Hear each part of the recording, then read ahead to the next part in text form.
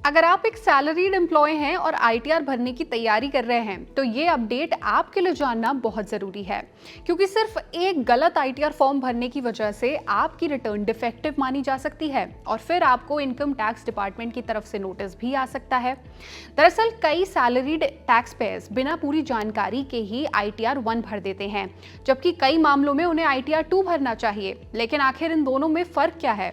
किन लोगों को आईटीआर 2 भरना ज़रूरी है और अगर आप गलती से गलत फॉर्म भर भी देते हैं तो क्या होगा?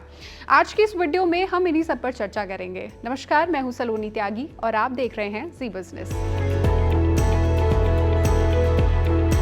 सबसे पहले बात करते हैं आईटीआर 1 की। अगर आपकी कुल सालाना इनकम 50 लाख रुपए तक है तो कुछ शर्तों के साथ आप आईटीआर 1 भर सकते हैं। जैसे अगर आपकी इनकम सैलरी या पेंशन से है, आपके पास 2 हाउस प्रॉपर्टीज हो, आपको सेविंग्स अकाउंट, एफडी या फिर टैक्स रिफंड पर इंटरेस्ट मिलता हो, खेती से आपकी सालाना इनकम 5,000 रुपए तक हो या फिर लिस्टेड शेयर से धारा 112A के तहत आपको 1.25 लाख रुपए तक का लॉन्ग टर्म कैपिटल गेन हुआ हो, तो इन मामलों में आप आईटीआर 1 भर सकते हैं।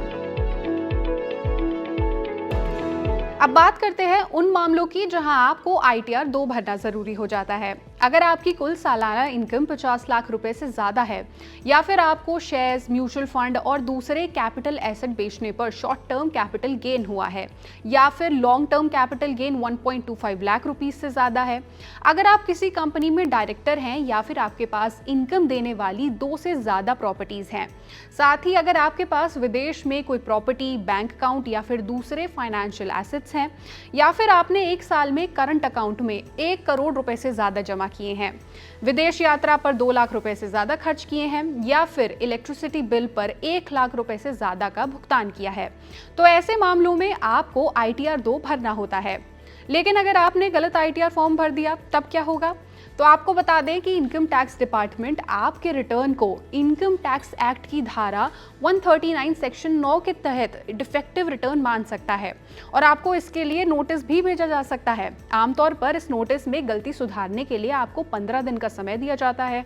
अगर आपने तय समय में सही फॉर्म या जरूरी जानकारी जमा नहीं की तो आपका रिटर्न इनवैलिड यानी कि अमान्य मान लिया जाता है। इसका मतलब ऐसा माना जाएगा कि आपने आईटीआर दाखिल ही नहीं किया। इसके अलावा अगर मामला इनकम छिपाने या फिर गलत जानकारी देने से जुड़ा पाया जाता है तो आगे आपको जांच और पेनल्टी का भी सामना करना पड़ सकता है।